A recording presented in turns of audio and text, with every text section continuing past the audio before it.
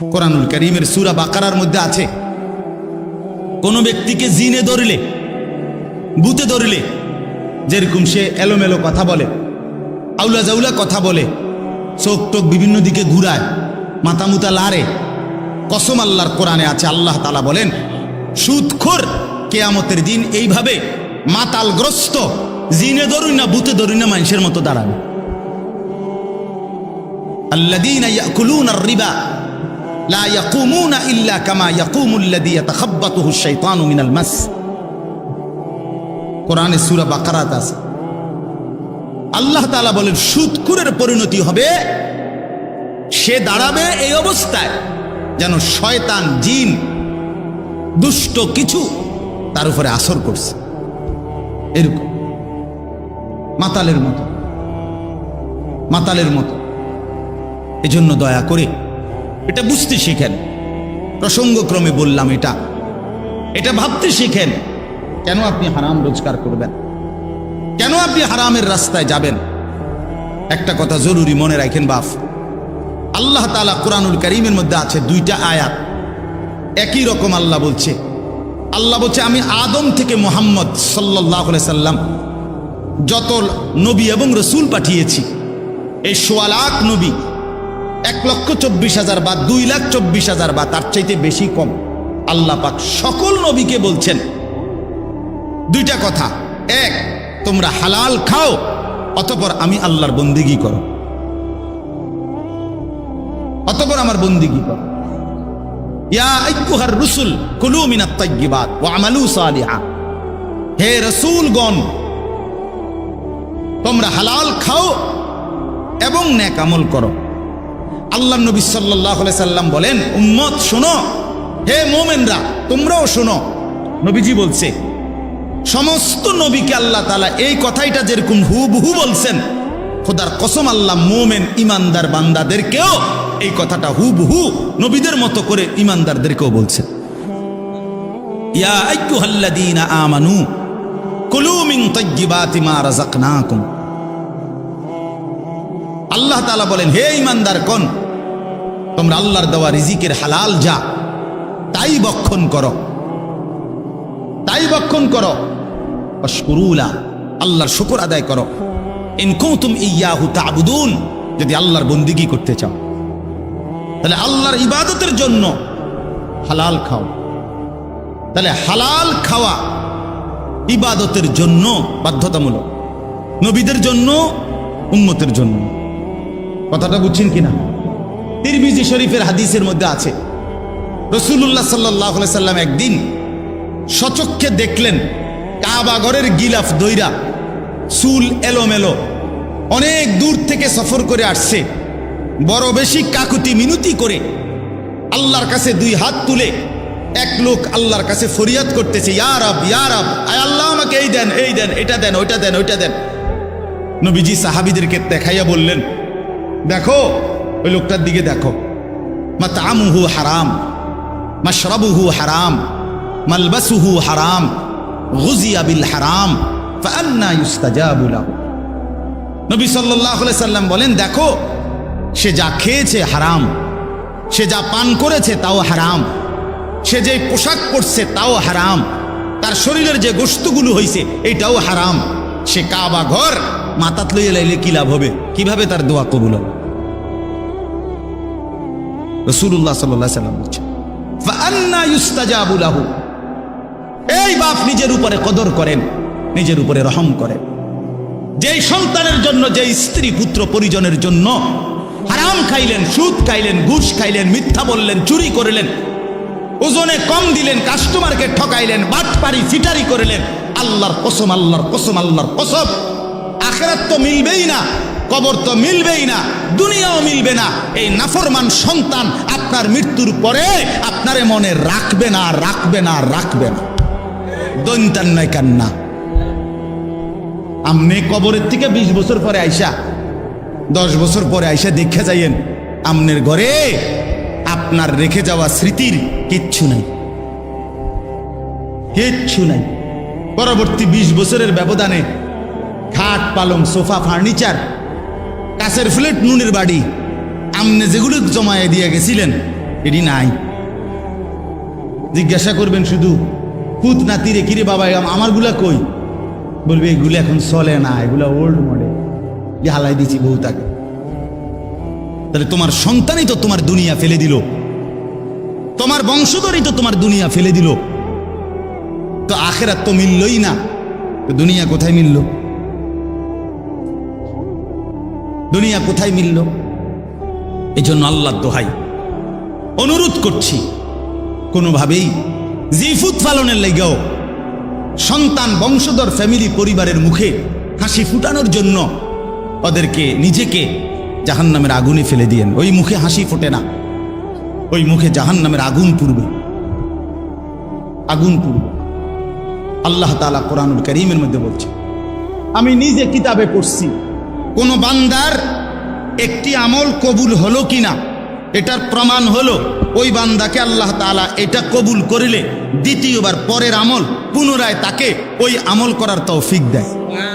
এজন্য যার ফজরের নামাজ কবুল হইছে তাকে আল্লাহ জোহর পড়ার তৌফিক দেয়, যার জোহর কবুল হইছে তারে আল্লাহ আসর পড়ার তৌফিক দেয়, যার আসর কবুল হইছে আল্লাহ তারে মাগরিব পড়ার তৌফিক দেয়, যার মাগরিব কবুল হইছে আল্লাহ তারে এশার নামাজ পড়ার তৌফিক দেয়। তাহলে আমনে চান্দু শুক্রবারের 2 রাকাত নামাজ পইরা আগে দিয়েও ফজর পড়েন নাই, পরে দিয়েও আসর পড়েন নাই, মাগরিব পড়েন নাই, সারা সপ্তাহ নামাজ পড়েন নাই, আমনের জুমার নামাজের কি দশা আমনে বুঝেন?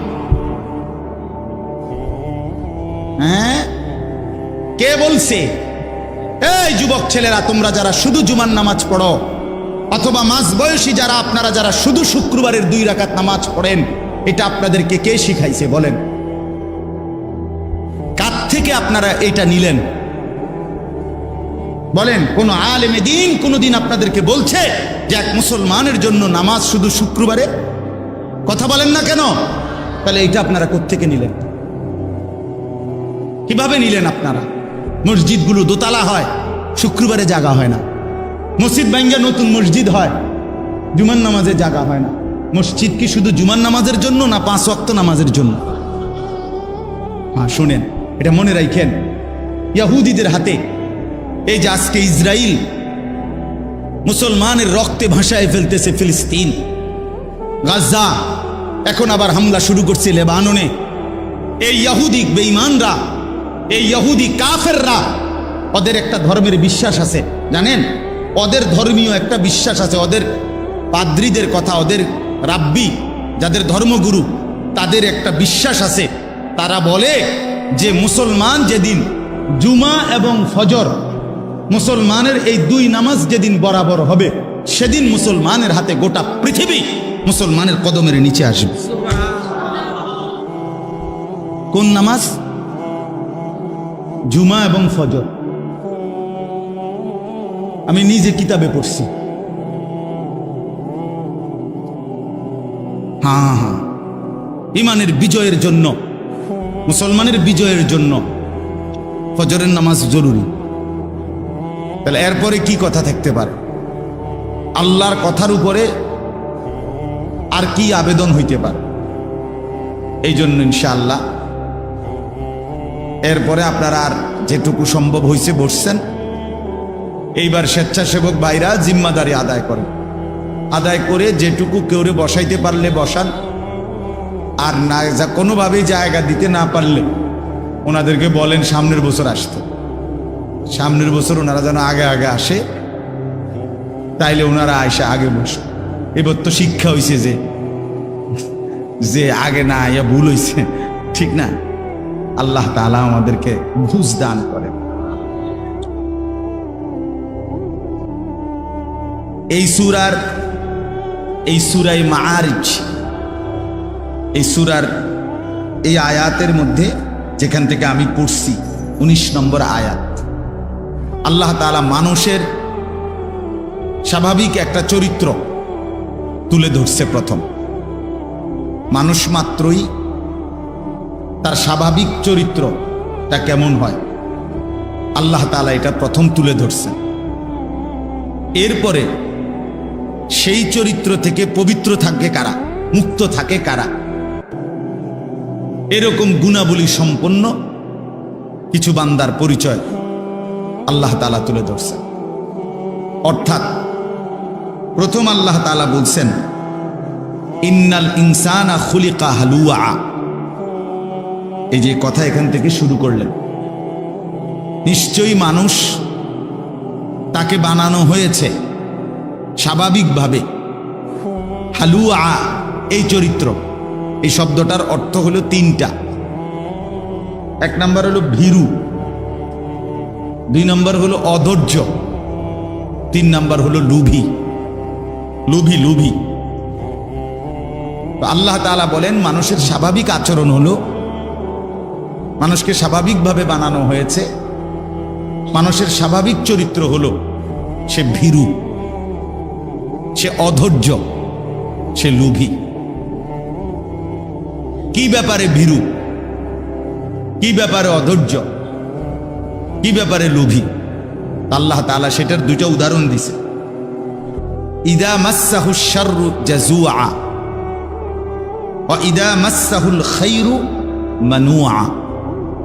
আল্লাহ তাআলা বলেন স্বাভাবিকভাবে মানুষ এমন হয় যে যখন তার উপরে কোনো মুসিবত আসে, অকল্যাণ অপছন্দনীয় কিছু আসে, তো অল্পতেই হতাশ হয়ে পড়ে, হতাশ হয়ে যায়।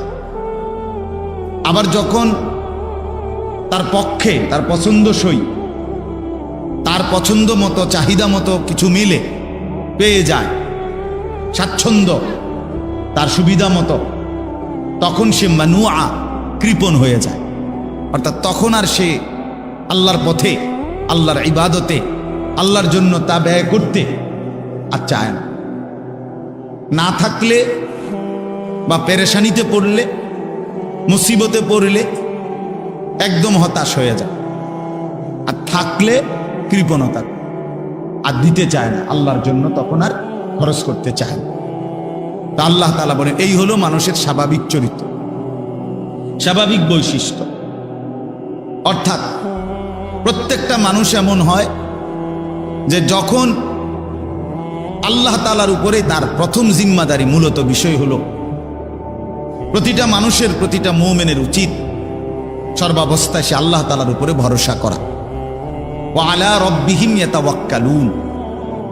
আল্লাহ তাআলা কোরআনুল কারীমের মধ্যে বলছেন মুমিনের সিফাত হলো মুমিন তার রবের উপরে ভরসা করবে।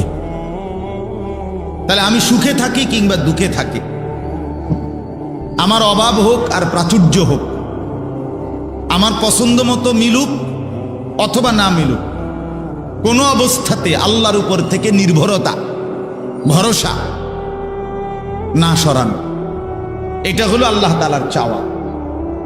আল্লাহ তাআলার চাওয়া কোরআনুল কারীমের মধ্যে আছে।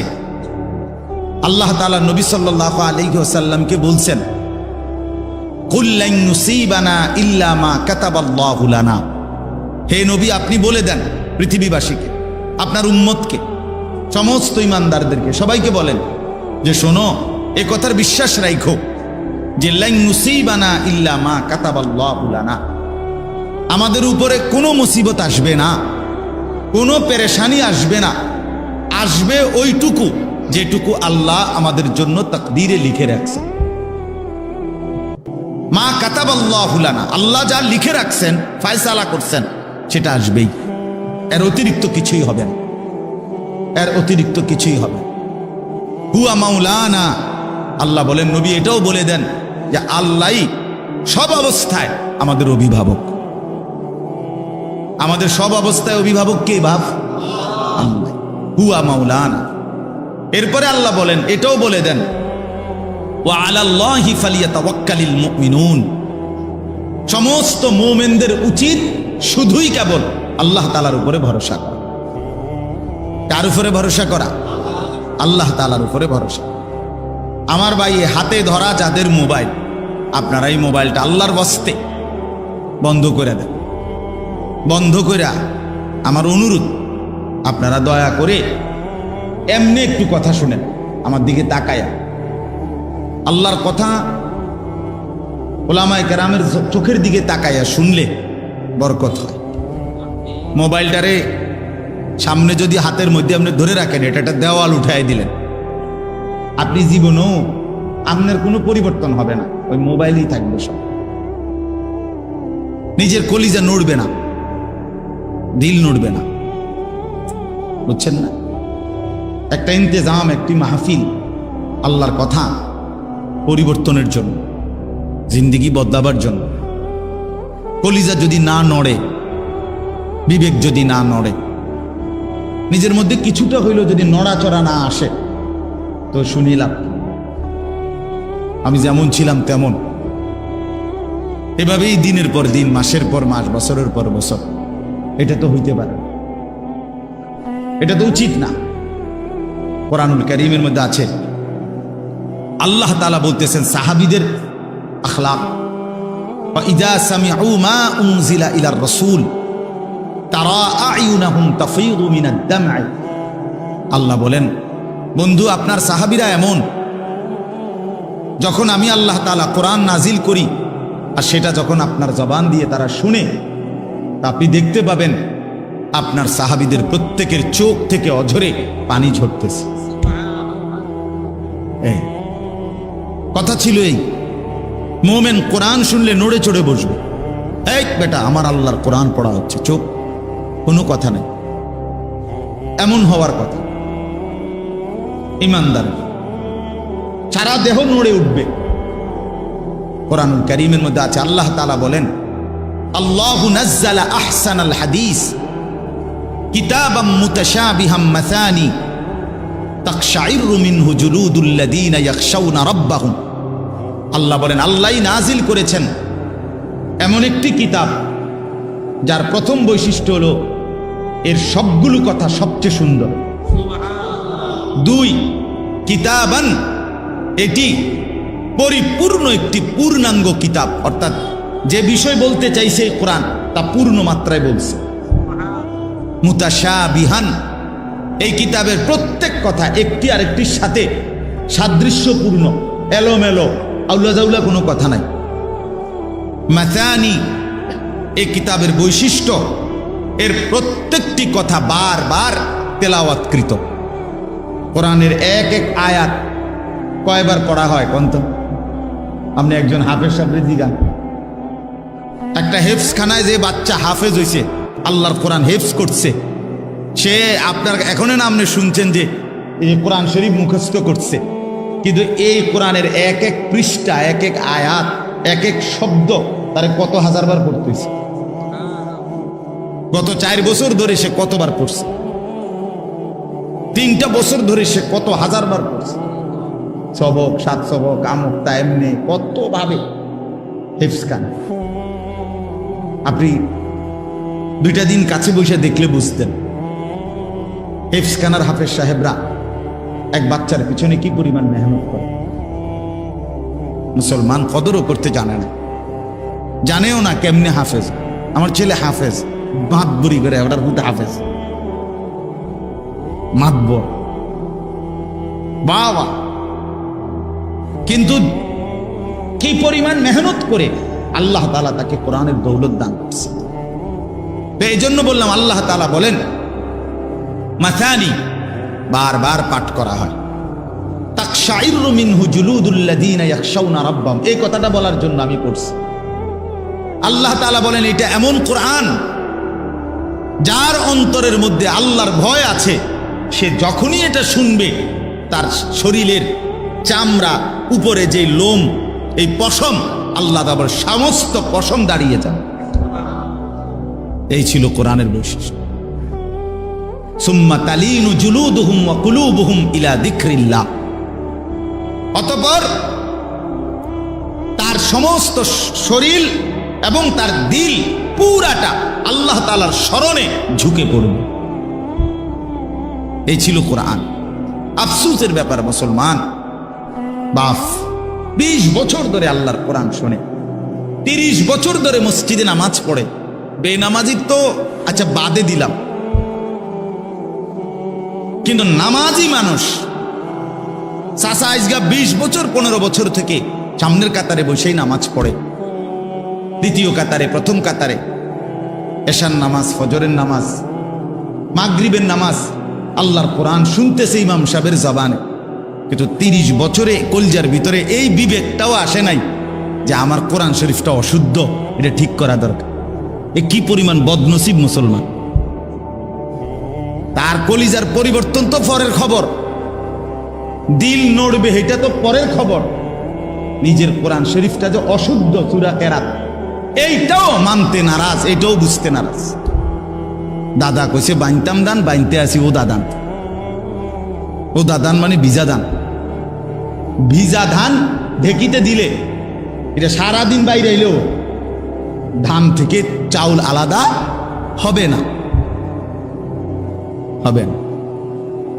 তাহলে এই জন্য এটা আল্লাহর কোরআনের কথা বলতে গিয়ে বল, জিন্দিগি যদি না নড়ে, বিবেক যদি না নড়ে, দিল যদি না নড়ে, তো আল্লাহর কোরআন কি শুনলেন, কি বুঝলেন?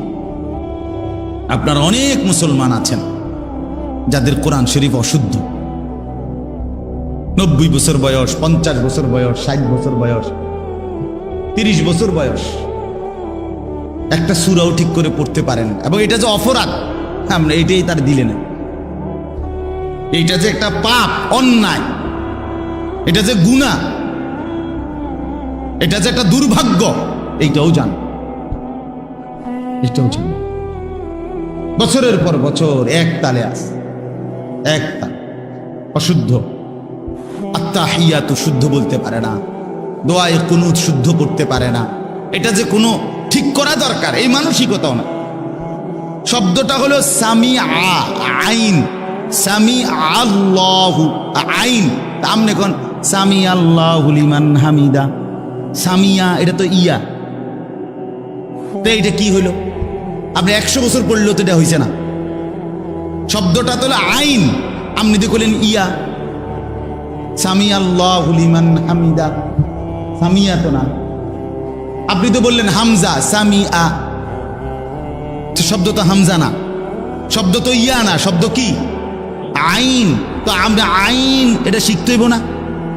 এটা হলকের মাঝখান দিয়ে কেমনে উচ্চারণ করতে হয় এটা শিখতে হবে না আপনাকে? আপনার শুদ্ধ হবে কেমন? শুদ্ধ হবে কেন?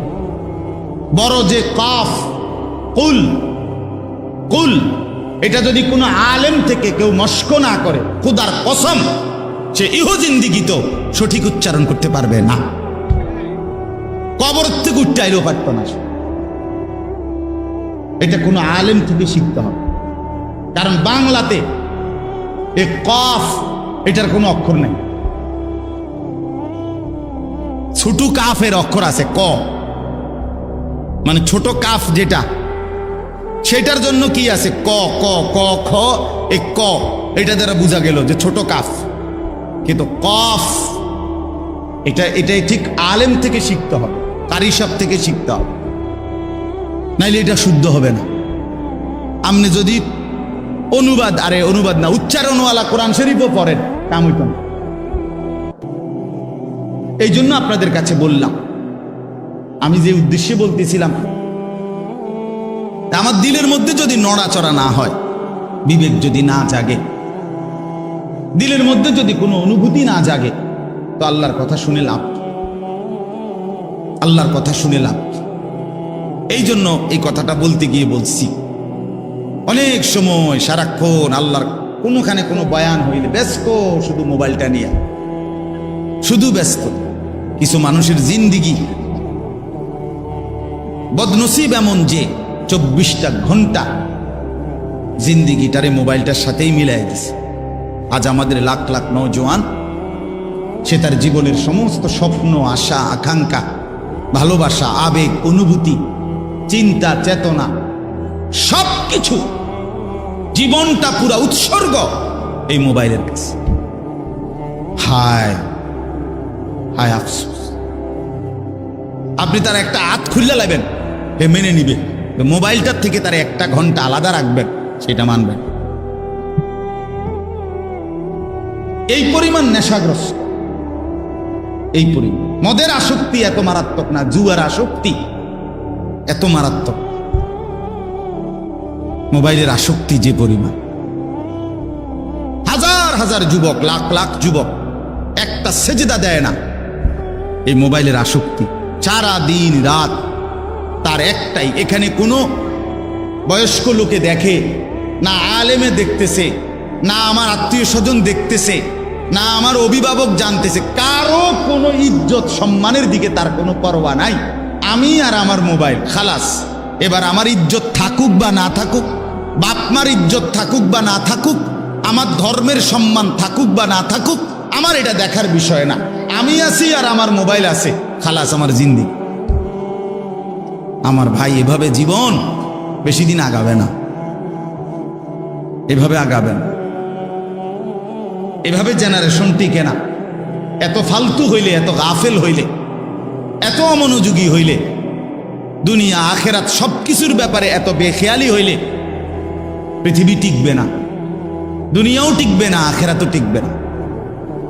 এই জন্য আমি অনুরোধ করতেছি, আজকের জন্য না, মোবাইলের এই আসক্তি কমানো উচিত ভাই, সবাই কমানো উচিত। প্রয়োজনকে প্রয়োজনের মধ্যেই সীমাবদ্ধ রাখা চাই। রাত দিন সব কিছু, কুকুর, বিড়াল, শূকর, মানুষ, গরু, ছাগল, হাঁস, মুরগি, যেটা দেখি এইটারই ছবি উঠাইতে হবে। এইটা একটা প্রতিবন্ধীমূলক আচরণ ছাড়া আর কিছু না। এটা একটা ফালতু কথা, ফালতু অভ্যাস, এটা একটা বদ আখলাক। এই জন্য দয়া করে প্রত্যেকেই ফিকির করে, ইনসাফের সাথে ভাবেন। যুবক ভাই আপনারাও ভাবেন, নওজওয়ান তোমরাও ভাবো ভাইয়া, এক মুসলমানের জিন্দেগি এত ফালতু যেন নষ্ট না হয়। আল্লাহ আমাদেরকে বুঝ দান করে।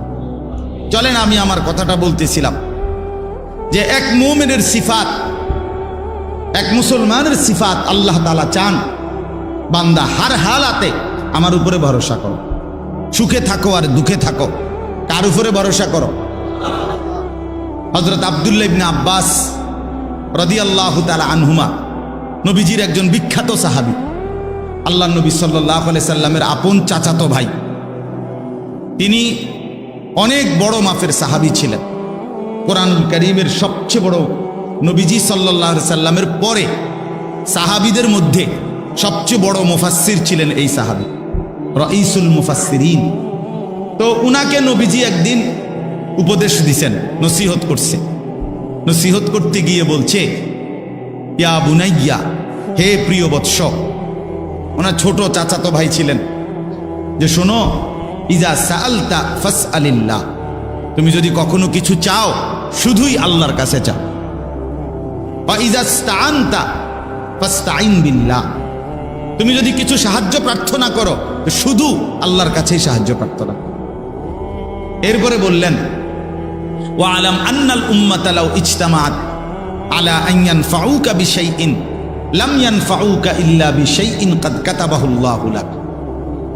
চিরন্তন একটা মূলনীতি নবী বলে দিছে যে শোনো, গোটা পৃথিবী যদি, সারা পৃথিবী একত্রিত হয়ে সিদ্ধান্ত নেয় তোমার একটা উপকার করবে, নবী বলেন কসম, তোমার কোনো উপকার কেউ করতে পারবে না, তোমার কেবল ওই উপকারটাই হবে যেটা আল্লাহ তাআলা তোমার জন্য লিখে রেখেছে। ওয়ালা বিজতামাউ আলা আন ইয়াদুররুকা বিশাইইন লাম ইয়াদুররুকা ইল্লা বিশাইইন কাদ কাতাবাহুল্লাহু আলাইকা। এরপরে নবী বলেন, শুনো, সারা পৃথিবী মিলে যদি সিদ্ধান্ত নেয় তোমার একটা মুসিবত করবে, ক্ষতি করবে, বিপদে ফেলবে, তোমার একটি মুসিবতে দিবে, তোমাকে কেউ তোমাকে কোনো মুসিবতে ফেলতে পারবে না, কেবল তোমার ওই মুসিবতটাই আসবে যেটা আল্লাহ তাআলা তোমার জন্য তাকদীরে লিখে রাখছে। তাহলে সুখের প্রতিবিন্দু আল্লাহর পক্ষ থেকে আসে, দুঃখের প্রতিবিন্দু কার থেকে আসে? যিনি হাসান তিনি কাঁদান। মুখের হাসি যার দান, চোখের পানি তারই দান। ওয়া আন্নাহু হুয়া আবহাকা ওয়া আবকা, আল্লাহ বলেন তিনি হাসান, তিনি কাঁদান।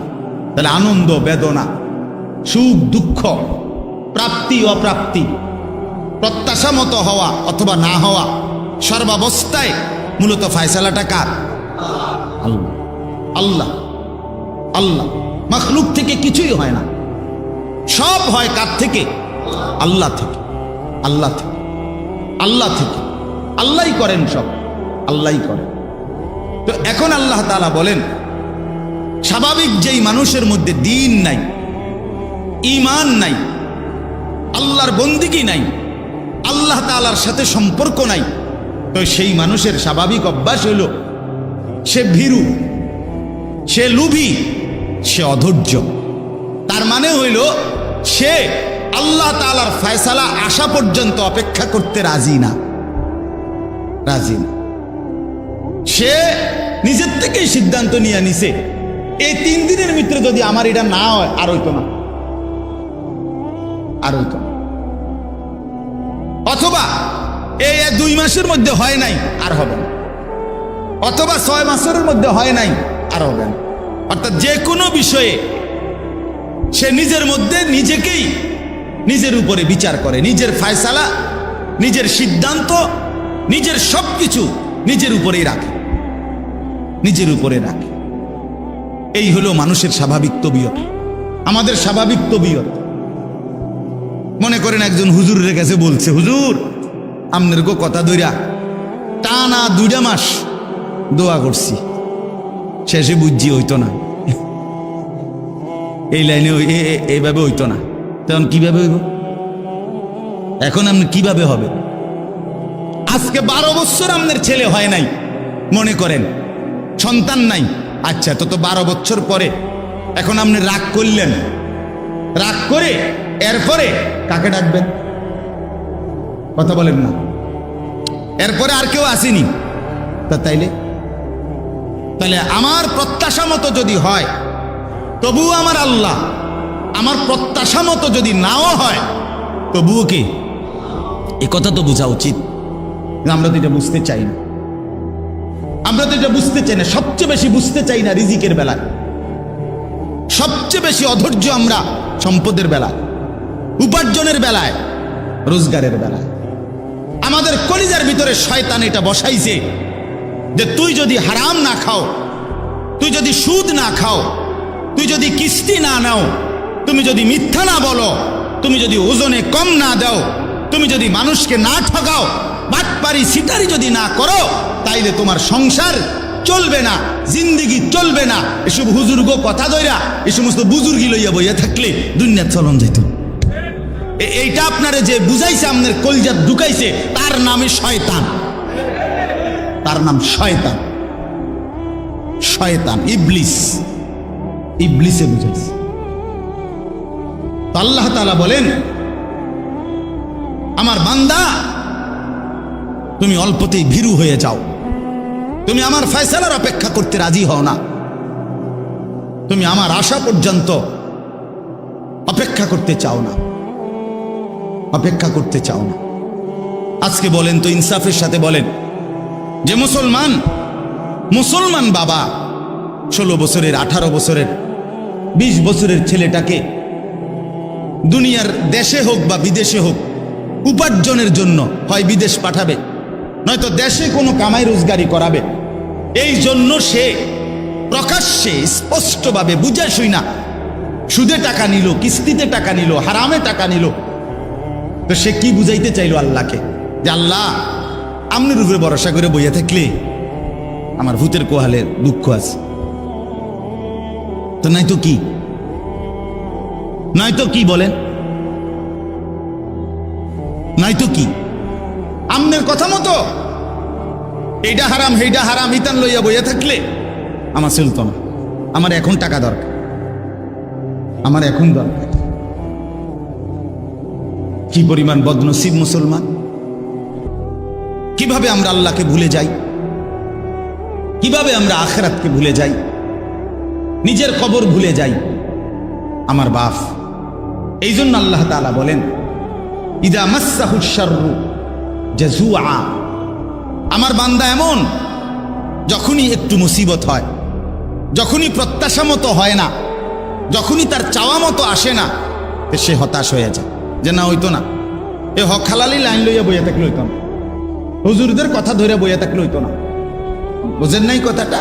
হতাশ, সে হতাশ, অর্থাৎ সে তখন নিজের উপরে দায়িত্ব নিয়ে নেয়, নিজের উপরে ফয়সালা নিয়ে নেয়, হতাশ হয়ে যায়। আর কি, আবার যখন চাহিদা মতো মিলে, সব কিছু ঠিক আছে, কামাই রোজগারি দেশে বিদেশে সর্বদিকে, এইবার আর আল্লাহর জন্য ব্যয় করা, অর্থাৎ উপার্জন আমার, সব ঠিক মতো আসতেছে কামাই, এখন আমার এই উপার্জনের উপরে জাকাত ফরজ না, এটা নিয়ে আলোচনাও করবে না, জিজ্ঞাইতেও না। এটা হুজুরের কাছে জানতেও চাইবে না যে হুজুর আমার এই পরিমাণ সম্পত্তি আছে, আমার উপরে কত টাকা জাকাত আসছে, এটা হিসাব করে দেন। দিছি হুজুর, দিছি। এটা দিছে না? দিছি, আল্লাহর রহমতে যেই লুঙ্গি দিছি জাকাতের উর্ফি দিয়ে গেছে গা, লুঙ্গি দিছে, আইডিয়া করে লুঙ্গি দিছে, মানে 200 লুঙ্গি দিয়ে দিছে। কথা বুঝছেন না? আইডিয়া করে দিয়ে দিছে। জাকাত কি আইডিয়া করে দেয়? কথা বলেন না কেন? আপনি মনে করেন যে হুজুর জোহরের নামাজের ফরজ কয় রাকাত? 4 রাকাত। কথা বুঝেন? হ্যাঁ, আর হুজুর যেই রুকু সেজদা দিছি 8-10 রাকাত দেব, তো এই নামাজ হয়েছে তো আপনার এত এত ভালো, অত ভালো না। আপনার এত বেশি করতে গেছে কিনা, আপনার 4 রাকাত গুণনা করতে গেছে, ঠিক কিনা বলেন? তাইলে আল্লাহ তাআলা বলেন মানুষের স্বাভাবিক তবিয়ত হলো যখনই সে পায় না হতাশ হয়ে যায়, আল্লাহর উপর থেকে ভরসা হারিয়ে ফেলে, আর যখন পায় আসে তখনও সে কৃপণতা করে, বখিলি করে, আল্লাহর হক, আল্লাহর হুকুম পালন করতে কার্পণ্য করে। কি পরিমাণ মুসলমানের উপরে হজ ফরজ, কই আদায় করে, কই আদায় করে, কই স্বাভাবিক যেই চলার ক্ষেত ফসল, স্বাভাবিক যেই জমি জমা, এর মধ্যে থেকে যদি কোনো মুসলমান তার সংসারের প্রয়োজন মিটাবার মতো যেটুকু আছে জমি ফসল সম্পদ, এইটুকু থেকে কিছু অংশ যদি সে বিক্রিও করে, তাইলে তার হজের টাকা হবে, আর বাকিটা দিয়ে তার সংসার স্বাভাবিক চলবে। এই মুসলমানের উপরে নিঃসন্দেহে হজ ফরজ, হজ ফরজ। রাসূলুল্লাহ সাল্লাল্লাহু আলাইহি সাল্লাম বলছে যে হজ ফরজ হওয়ার পরেও হজ করে নাই, না করে মরে গেল, খোদার কসম নবী বলছে আমি জানি না এটা কি ইহুদি মরছে না খ্রিস্টান মরছে, বাকি মুসলমান মরে নাই এটা জানি।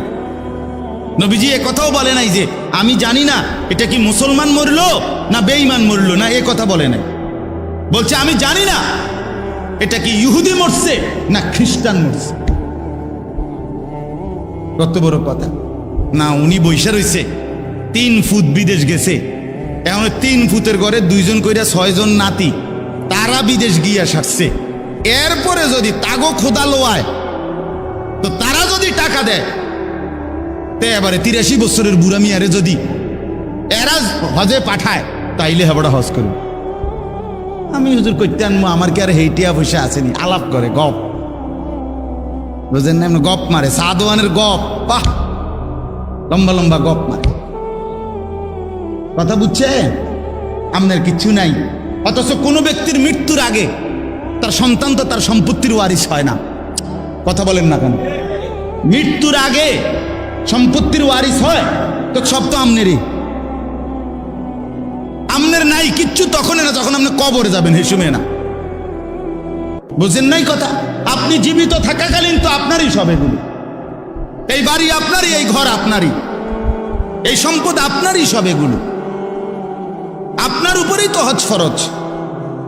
তো আল্লাহ তাআলা বলেন ওয়া ইদা মাসসাহুল খায়রু মানুআ, আমি যখন পছন্দ মতো কিছু দেই তখন কার্পণ্য করে, আমার হুকুম আদায় করতে সচেষ্ট হয় না, আর যখন কখনো মুসিবতে ফেলি তো সেই আমি আল্লাহর উপরে হতাশ হয়ে পড়ে, আমার উপরেই অভিযোগ দিয়ে দেয় যে হা খোদা হুজুর, না আমরা কোয়ালে ব্যবসা নাই, না হুজুর যত কথা এখন ব্যবসা আমার কপালে নাই, কি তৈছে না, একের পুরা মায়ের, কি মায়ের, ওই কেজি প্রতি 25 পয়সা করে মায়ের, প্রতি কেজি আলুতে হয়তো কি 20 পয়সা মার খাইছে, নাইলে 50 পয়সা মার খাইছে। এইটার আফসোসে আল্লাহর আরো শুদ্ধা কাঁপে, এটার আফসোস। তাহলে একটু হারাইলে এই পরিমাণ আফসোস, কিন্তু পাইলে সেই পরিমাণ কৃতজ্ঞতা কোথায়?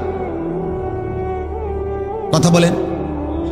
এই জন্য বাপ আমার, আল্লাহ তাআলা এবার পরের কথাগুলো শুনেন। তাহলে প্রথম কথা আল্লাহ তাআলা তুলে ধরছে মানুষের স্বাভাবিক তবিয়ত হলো মানুষ ভীরু, মানুষ লোভী, মানুষ অধৈর্য, মানুষ আমি আল্লাহ তাআলার ফয়সালা পর্যন্ত অপেক্ষা করতে চায় না। আল্লাহর নবী সাল্লাল্লাহু আলাইহি সাল্লাম বলেন, ওয়াল্লাহি লান তামুতা নাফসান হাত্তা তাস্তাকমিলা রিজকাহা। নবীজি বলেন, আল্লাহর কসম উম্মত, তোমাদের কারো মৃত্যু হবে না তার জন্য বরাদ্দকৃত রিজিক পূর্ণ না করে। রিজিক পূর্ণ করেই মরবে। আল্লাহর নবী সাল্লাল্লাহু আলাইহি ওয়াসাল্লাম বলছেন, লা ইয়াহমিলান্নাকুম ইস্তিবতাউর রিজকি ফি মাআসিল্লাহ। নবীজি বলেন, শুনো উম্মত, আল্লাহর দেওয়া রিজিক, আল্লাহর দেওয়া বরাদ্দ তোমার কাছে আসতে দেরি হচ্ছে, এই কথা মনে করে তুমি আল্লাহর নাফরমানিতে লিপ্ত হইও না। আল্লাহ কোন দিন দিব এত ভরসা, আরে এতদিন বইয়ে থাকার টাইম আমার নাই। তাহলে এই কথা রাসূলুল্লাহ সাল্লাল্লাহু আলাইহি সাল্লাম বলেন যে তুমি আল্লাহর উপরে ভরসা সরাইয়া সুদের উপরে, ঘুষের উপরে, মিথ্যার উপরে, কিস্তির উপরে, হারামের উপরে কেমনে আস্থা নিলা? কি পরিমাণ মুসলমান আমাদের মধ্যে এই হারামের সাথে সম্পৃক্ত? বলেন, বয়স্ক মানুষ, বুঝমান মানুষ প্রকাশ্যে বুঝে এটা হারাম, এর পরেও নিজের জীবনের সাথে এটা মিশায় নিছে। কোরআনুল কারীমের সূরা বাকারার মধ্যে আছে, কোন ব্যক্তিকে জিনে ধরলে, ভূতে ধরলে, যেরকম সে এলোমেলো কথা বলে, আউলা জাউলা কথা বলে, চোখ টোক বিভিন্ন দিকে ঘুরায়, মাথা মুতা লাড়ে, কসম আল্লাহর কোরআনে আছে, আল্লাহ তাআলা বলেন, সুদখোর কিয়ামতের দিন এইভাবে মাতালগ্রস্ত, জিনে ধরুই না, ভূতে ধরুই না, মানুষের মতো দাঁড়াবে। আল্লাযীনা ইয়াকুলুনার রিবা লা ইয়াকুমুনা ইল্লা কামা ইয়াকুমুল্লাযী ইয়াতাখাব্বাতুহু আশ-শাইতানু মিনাল মাস। কোরআনে সূরা বাকারাত আছে। আল্লাহ তাআলা বলেন, সুদখোরের পরিণতি হবে, সে দাঁড়াবে এই অবস্থায় যেন শয়তান, জিন, দুষ্ট কিছু তার উপরে আসর করছে, এরকম মাতালের মতো, মাতালের মতো। এজন্য দয়া করে এটা বুঝতে শিখেন। প্রসঙ্গক্রমে বললাম, এটা ভাবতে শিখেন। কেন আপনি হারাম রোজগার করবেন? কেন আপনি হারামের রাস্তায় যাবেন? একটা কথা জরুরি মনে রাখেন বাপ, আল্লাহ তাআলা কোরআনুল কারীমের মধ্যে আছে দুইটা আয়াত, একই রকম আল্লাহ বলছে। আল্লাহ বলছে, আমি আদম থেকে মুহাম্মদ সাল্লাল্লাহু আলাইহি সাল্লাম যত নবী এবং রসুল পাঠিয়েছি, এই ১৬ লাখ নবী, ১,২৪,০০০ বা ২,২৪,০০০ বা তার চাইতে বেশি কম, আল্লাহ পাক সকল নবীকে বলছেন দুইটা কথা। এক, তোমরা হালাল খাও, অতঃপর আমি আল্লাহর বন্দেগী করো, অতঃপর আমার বন্দেগী করো। ইয়া আইয়ুহার রুসুল কুলু মিনাত তাইয়্যিবাত ওয়া আমালু সালিহা। হে রাসূলগণ, তোমরা হালাল খাও এবং নেক আমল করো। আল্লাহর নবী সাল্লাল্লাহু আলাইহি সাল্লাম বলেন, উম্মত শোনো, হে মুমিনরা তোমরাও শোনো। নবীজি বলছে, সমস্ত নবীকে আল্লাহ তাআলা এই কথাইটা যেরকম হুবহু বলছেন, খোদার কসম আল্লাহ মুমিন ইমানদার বান্দাদেরকেও এই কথাটা হুবহু নবীদের মতো করে ইমানদারদেরকেও বলছেন। ইয়া আইয়ুহাল্লাযীনা আমানু কুলু মিন তাইয়্যিবাতি মা রাযাকনাকুম। আল্লাহ তাআলা বলেন, হে ইমানদারগণ, তোমরা আল্লাহর দেওয়া রিজিকের হালাল যা তাই ভক্ষণ করো, তাই ভক্ষণ করো। ওয়াশকুরুলা, আল্লাহর শুকর আদায় করো। ইন কুনতুম ইয়াহু তা'বুদুন, যদি আল্লাহর বন্দেগী করতে চাও তাহলে আল্লাহর ইবাদতের জন্য হালাল খাও। তাহলে হালাল খাওয়া ইবাদতের জন্য বাধ্যতামূলক, নবীদের জন্য, উম্মতের জন্য। কথাটা বুঝছেন কিনা? তিরমিজি শরীফের হাদিসের মধ্যে আছে, রাসূলুল্লাহ সাল্লাল্লাহু আলাইহি সাল্লাম একদিন সচক্ষে দেখলেন কাবা ঘরের গিলাফ দইরা, চুল এলোমেলো, অনেক দূর থেকে সফর করে আসছে, বড় বেশি কাকুতি মিনতি করে আল্লাহর কাছে দুই হাত তুলে এক লোক আল্লাহর কাছে ফরিয়াদ করতেছে, ইয়া রব, ইয়া রব, আয় আল্লাহ আমাকে এই দেন, এই দেন, এটা দেন, ওইটা দেন, ওইটা দেন। নবীজি সাহাবীদেরকে দেখাইয়া বললেন, দেখো ওই লোকটার দিকে দেখো, মাতআমুহু হারাম, মাশরাবুহু হারাম, মালবাসুহু হারাম, গুযিয়া বিল হারাম, ফাআন্না ইউস্তাজাবু লাহু। নবী সাল্লাল্লাহু আলাইহি সাল্লাম বলেন, দেখো সে যা খেয়েছে হারাম, সে যা পান করেছে তাও হারাম, সে যে পোশাক পরছে তাও হারাম, তার শরীরের যে গোশতগুলো হইছে এটাও হারাম। সে কাবা ঘর মাথাত লইয়া লাইলে কি লাভ হবে? কিভাবে তার দোয়া কবুল হবে? রাসূলুল্লাহ সাল্লাল্লাহু আলাইহি সাল্লাম বলেছেন, ফাআন্না ইউস্তাজাবু লাহু। এই বাপ নিজের উপরে কদর করেন, নিজের উপরে রহম করেন।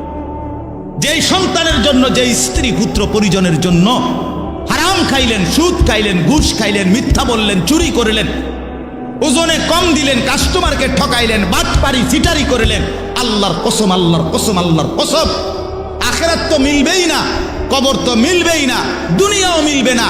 এই নাফরমান সন্তান আপনার মৃত্যুর পরে আপনারে মনে রাখবে না, রাখবে না, রাখবে না। দৈন্তান নয় কান্না।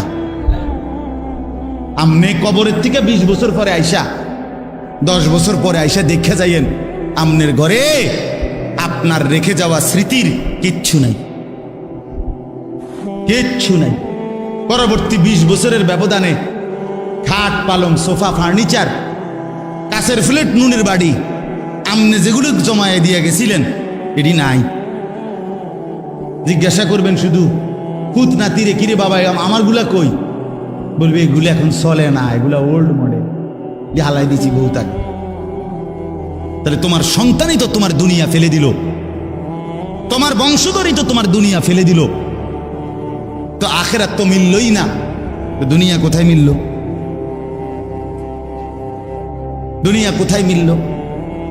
এই জন্য আল্লাহর দোহাই অনুরোধ করছি, কোনোভাবেই জিফুত পালনের লেগেও সন্তান, বংশধর, ফ্যামিলি, পরিবারের মুখে হাসি ফুটানোর জন্য ওদেরকে, নিজেকে জাহান্নামের আগুনে ফেলে দিয়েন। ওই মুখে হাসি ফোটে না, ওই মুখে জাহান্নামের আগুন পুড়বে, আগুন পুড়বে। আল্লাহ তাআলা কোরআনুল কারীমের মধ্যে বলছে, তালফাহু বুজুহাহুমুন নার ওয়া হুম ফিহা কালিহুন। আল্লাহ বলে জাহান্নামের চেহারাকে মাছ যেভাবে তেলের মধ্যে চাপ দিয়া দিয়া ভাজে, এক পিঠে চাপ দিলে যেরকম ভাজি করে আবার আরেক পিঠে, খোদার কসম আল্লাহ বলছেন জাহান্নামীর দুই চেহারাকে, গালকে এইভাবে জাহান্নামের আগুনে চাপ দিয়ে দিয়ে পোড়ানো হবে। ওয়াহুম ফিহা কালিহুন। আল্লাহ বলে জাহান্নামীর চেহারাটা বিভৎস কালো হয়ে যাবে। আলাম তাকুন আয়াতি তুতলা আলাইকুম ফাকুনতুম বিহা তুকাদ্দিবুন। আল্লাহ বলেন, আল্লাহ তখন বলবেন জাহান্নামী, আমি আল্লাহর আয়াত, আমার হুকুম, আমার বিধান বারবার তোমার কাছে পড়া হয়েছিল, বলা হয়েছিল, শোনানো হয়েছিল, কিন্তু ফাকুনতুম বিহা তুকাদ্দিবুন, তুমি না ফরমান, আমার প্রত্যেকটা কথাকে মিথ্যা মনে করেছিলে। এই আয়াত এই সূরার শুরুতেই আছে। আল্লাহ বলেন, ইউবাসসারুনাহুম ইয়াওয়াদ্দুল মুজরিমু লাউ ইয়াফতাদি মিন আযাবি ইয়াউমিইদিন বিবানিহ। আল্লাহ বলেন, নাফরমান হাসরের ময়দানে জাহান্নামের দৃশ্য দেখতে পাবে। জাহান্নামের দৃশ্য যখন দেখবে, খোদার কসম আল্লাহ বলেন, প্রত্যেক পাপী নাফরমান আল্লাহকে বলবে, আল্লাহ আমাকে জাহান্নাম থেকে বাঁচিয়ে দেন, বিনিময়ে আজকের এই দিনে আমার যত সন্তান তাদেরকে জাহান্নামে দিয়ে দেন, ওয়া সাহিবাতিহি আমার স্ত্রীকে জাহান্নামে দিয়ে দেন, ওয়া আখিহি আমার ভাইকে জাহান্নামে দিয়ে দেন, ওয়া ফাসিলাতিহি আল্লাতি তুউযি আমার মহল্লাবাসী যাদের সাথে আমি থাকতাম তাদেরকেও জাহান্নামে দিয়ে দেন, ওয়া মান ফিল আরদি জামিআ আল্লাহ গোটা জমিনের সমস্ত মানুষকে জাহান্নামে দিয়ে দেন, সুম্মা ইউনজি বিনিময়ে শুধু আমারে বাঁচায়া দেন। আল্লাহ আমারে বাঁচায়া দেন। জাহান্নামের দৃশ্য দেখে সে এই পরিমাণ ভয় পাবে। আল্লাহ বলেন, কাল্লা, কি বলবেন? কাল্লা, না বান্দা, কখনোই হবে না। ইন্নাহা লাযা, জাহান্নামের আগুন বড় লেলিহান আগুনের শিখা। নাজ্জাআতাল লিশশাওয়া, চামড়াগুলোকে একদম গলায়া ফেলবে, চামড়াগুলোকে পুড়ে ছাই করে ফেলবে। কুল্লামা নাদিজাত জুলুদুহুম বাদদালনাহুম জুলুদান গায়রাহা। আল্লাহ বলেন, নাফরমানের জাহান্নামে চামড়া যখন জ্বলে যাবে, সাথে সাথে চামড়া নতুন করে বানিয়ে দেয়া হবে। কুল্লামা আরাদু আন ইয়াখরুজু মিনহা উঈদু ফিহা। আল্লাহ বলে, জাহান্নামী যখন আগুনের মধ্যে সাঁতার কাইটা পারে আসতে চাইবে, ফেরেশতা তখন লাথি দিয়া আবার আগুনের মধ্যেই ফেরত দিয়ে দিবে। এই কথাগুলো কোরআনের আয়াত। ইন্নাল মুজরিমিনা ফি আযাবি জাহান্নাম খালিদুন। আল্লাহ বলে, নাফরমান জাহান্নামের আযাবের মধ্যেই থাকবে চিরস্থায়ী। লা ইউফাত্তারু আনহুম, এক সেকেন্ডের জন্য বিরতি দেয়া হবে না। ওয়াহুম ফীহি মুবলিসুন। আল্লাহ বলে, জাহান্নামী অনন্তকাল জাহান্নামে বিষণ্ণ মলিন চেহারা নিয়েই পড়ে থাকবে, কোনোদিন হাসি ফুটবে না। ওমা যালামনাহুম ওয়ালাকিন কানু হুমুজ জালিমিন। আল্লাহ বলবেন, জাহান্নামী, বিশ্বাস করো বান্দা, আমি তোর উপরে জুলুম করি নাই বান্দা, তুমি নিজেই নিজের উপরে জুলুম করেছো। দুপুর 1টা বাজে জোহরের আজান হইছে, আরেকবার 4টা বাজে আসরের আজান হইছে, মাঝখানে 3টা ঘন্টা সময় ছিল বান্দা। 12 রাকাত নামাজ পড়তে 3 ঘন্টা লাগতো না, কিন্তু তুমি নাফরমান, আমার দেওয়া 3টা ঘন্টা পাত্তা দিলা না। ফজরের নামাজ ছিল মাত্র 4 রাকাত, সময় তো ছিল 1 ঘন্টার মতো। 4 রাকাত নামাজ পড়তে তো বান্দা 1 ঘন্টা লাগে না, 10 মিনিটেই তো হয়ে যেত। তো তুমি তো ইচ্ছে করে আমার দেওয়া সময়টাকে গুরুত্ব দিলা না। আমি তো আগের টাইমে তোমারে আমি ঘুম পাড়াইছি, সারা রাত আমি আল্লাহ অন্ধকারের কালো চাদর দিয়ে দুনিয়া ঢেকে দিয়েছি। আমি যদি এই রাত্রি অন্ধকার না বানাইতাম, তুমি বান্দা আরাম করে কেমনে ঘুমাইতা। ওয়াজআলনাল লাইলা লিবাসা, সাদাত আলোকিত দিনটাকে তো আমি অন্ধকারের চাদর দিয়ে ঢেকেছি। আল্লাহ বলেন, ওয়াজআলনা নাওমাকুম সুবাতা। বান্দা বিশ্বাস করো, তোমার চোখের ঘুম তো আমি বানিয়েছি। বাজারে তো খাট পাওয়া যায়, তোশক পাওয়া যায়, বিছনা চাদর লেফ কম্বল কাঁথা বালিশ, দরজা জানালা সিটকারি এসি সবই বাজারে মিলে বান্দা, কিন্তু 2 চোখের ঘুম তো বাজারে মিলে না। মিলে কি? ঘুম আসে কোত্থেকে? আল্লাহর থেকে। আল্লাহ বানায়।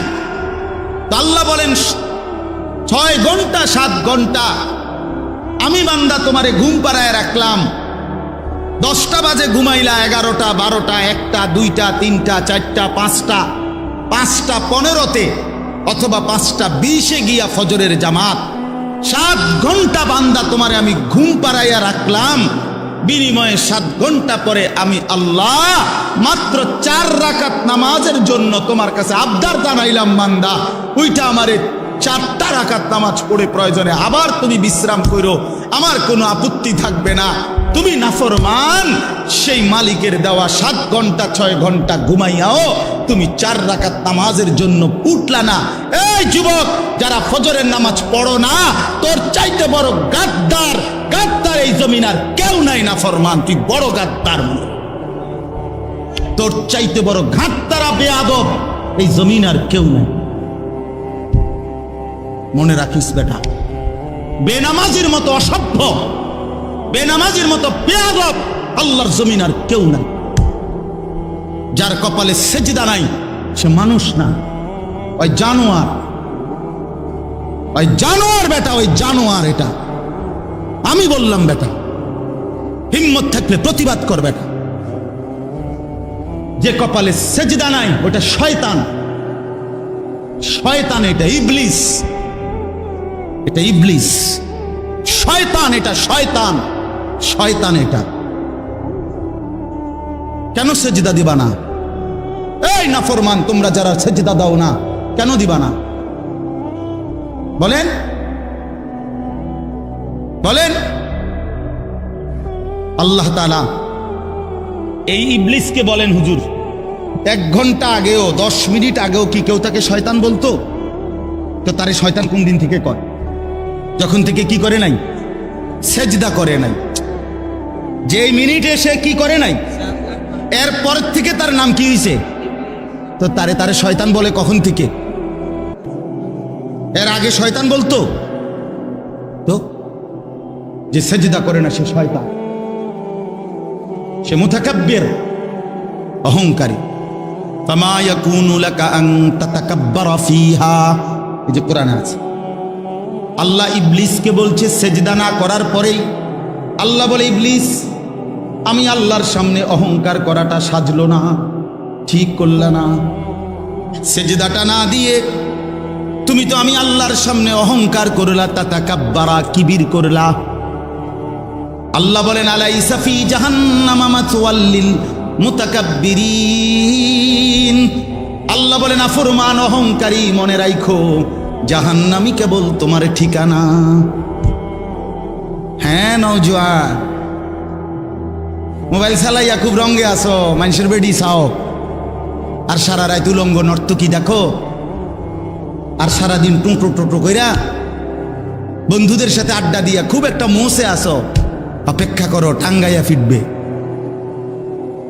অপেক্ষা করো, রঙের গুড্ডি শেষ হয়ে যাবে। একদিন দেখবা তুমি আর যুবক নাই,